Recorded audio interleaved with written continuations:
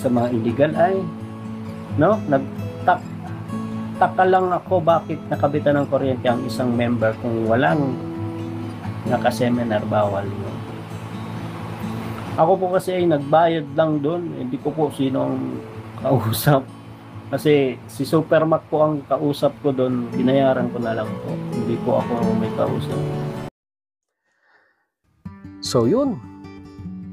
What's up mga kabagis? This is Jubilito TV Official at eto na naman po muli ang isang edisyon ng ating reaction video mga kalingap at kabagis, no? Pero bago po lahat, syempre po, mega love shoutout muna kay Kuya Val Santos Matubang, kay Ted na Vlogs, kay Kalingap Rab, Kalingap Netizens, Kalingap Subscribers, Kalingap Supporters, yan, Kalingap Partners, Kalingap Reactors, Team Vios, Team Karepa, mega love shoutout po sa inyong lahat. Ito na nga mga kalingap at kabagis, no? Mainit-init na usapin sa community po ng Kalingap ang pagkakapostpone ng supposed to be ribbon cutting, house blessing ng pabahay kila Beyonce at sa kanyang pamilya. Dahil po sa kadahilanang wala pa pong aktibong linya ng tubig at ng kuryente. So may mga kasamahan na po tayong mga reactors na nagbigay ng kanilang opinion, reaksyon regarding dito. At yung iba ay nagsasabi na wag nang sisihin si Red Zane at si Dr. Lab dahil parang ang lumalabas ngayon na tampulan ng ang sisi, ika nga, ay ito nga pong si Dr. Lab at si Red Zane. Pero kung titignan po natin at hihimayin po nating mabuti yung sitwasyon, yung nangyari, ay ginawa naman po lalong-lalo na ni Red Zane yung effort niya or yung sabihin na nating part niya para po masikaso po, no, sa lalong madaling panahon ito pong pagpapakabit ng kuryente at tubig. At sabi nga ni Red Zane sa kanyang live ay hindi naman daw po siya nagkulang ng paalala, lalong-lalo na po sa mga magulang ni Beyonce regarding po sa lalong-lalo na sa kuryente. Pero may nabanggit si Red Zane sa kanyang live na parang may existing na linya dati, kaso nga po ay parang yung kontador or yung metro ay binawi po, no, nung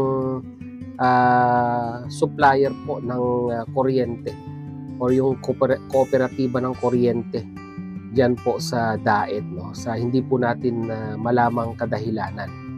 Pero yun po yung nakikinita nating isa sa mga issue dahil parang kulang sa requirements, parang sabi nga po nila ay kulang pa sa seminar at mga, alam niyo na, mga common na requirements pag tayo po ay nagpapakabit ng kuryente, no, mga kalingap at kabagis, or linya ng kuryente.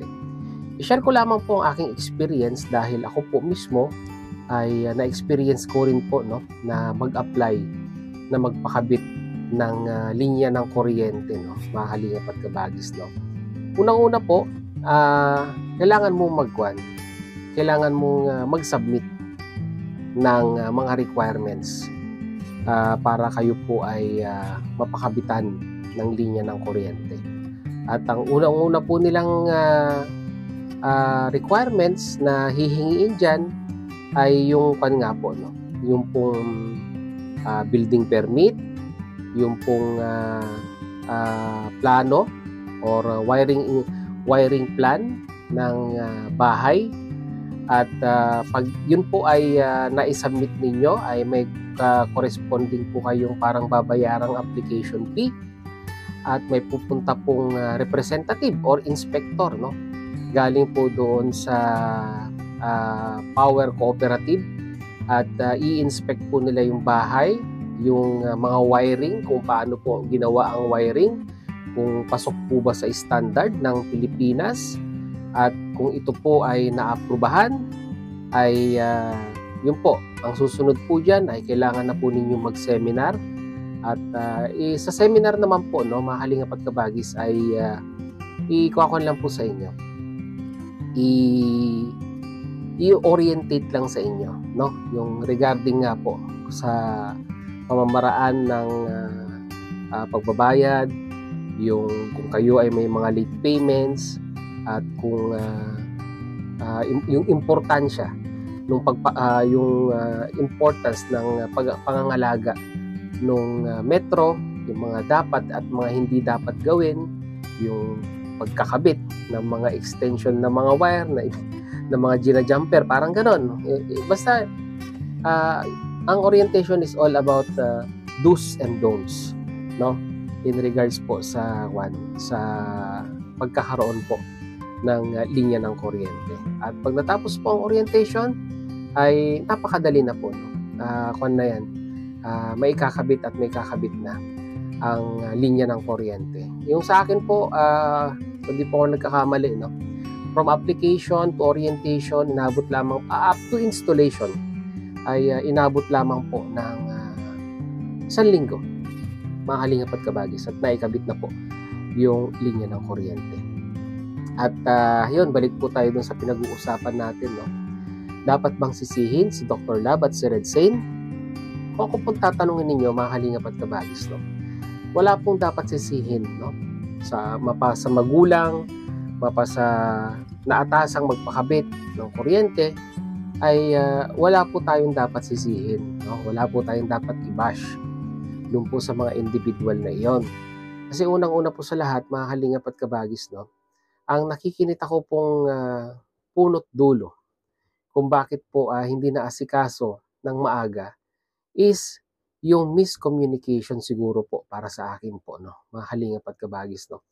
Although sinabi nga ni Redsen na hindi naman daw po siya nagkulang sa paalala, pero sa nakikinita ko po, mga kalingap at kabagis, ang kulang dito ay yung pagtatanong ng mga magulang ni Beyonce, lalong-lalo na po, no? In regards nga po dito kung ano po ba yung mga susunod nilang gagawin, ano nga po ba yung mga dapat nilang gawin pagdating po dito sa ganitong mga lakaran, lalong-lalo na sa kuryente, no? Mga kalingap at kabagis, no? Siguro po may mga pag-aalinlangan din ang mga magulang ni Beyonce regarding dito kung sino ba ang iniisip nila. Kami po ba ang mag-shoulder ng mga dapat bayaran, o baka ang iniisip nila ay malaki ang magagastos, although may sponsor naman po, pero siguro po dun po yung lapses na nakita natin. Pero nakikinita naman po natin dahil nga po sabi ni Kuya Bal, binibigay niya na 72 hours para masikaso ito pong pagpapakabit ng kuryente sa bahay nila Beyonce.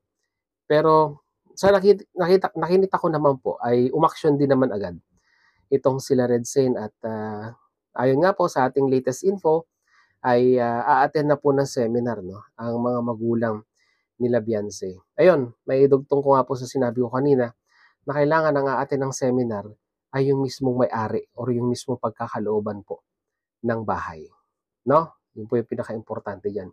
Kaya importante po na talagang a-attend ang mga magulang ni Beyonce diyan po sa seminar na yan. Kaya ganun sa akin lang, mga kalingap at kabagis, no? Walang dapat sisihin dito sa mga bagay-bagay na ito. Bagkos ay i-guide po natin sila, no? I-guide po natin sila sa tama, kung anong mga dapat gawin. At least, sa process na yun ay natututo din sila, mga kalingap at kabagis. So, it is just a simple miscommunication para sa akin po, itong issue na ito, na huwag na nating palakihin, mga kalingap at kabagis, no? So yun lamang po ang ating reaction video for today, mga kalingap at kabagis. Mag-comment po kayo sa ating comment section. Kung kayo po may mga idea rin po, no, para lalong mapabilis yung pagproseso sa pag-a-apply ng kuryente. Ano pa yung mga dapat pa nating extrang gawin para mas sabi nga po nila ay ma-speed up yung process. Lagay niyo po sa ating comment section, mga kalingap at kabagis. So yun, hanggang dito na lang. Once again, this is Jubilito TV Official. Ayan po, proud member po ng Team Koos at ng Team Bios. As I always say, mga kalingap and kabagis, peace, God first. God bless po. Bye!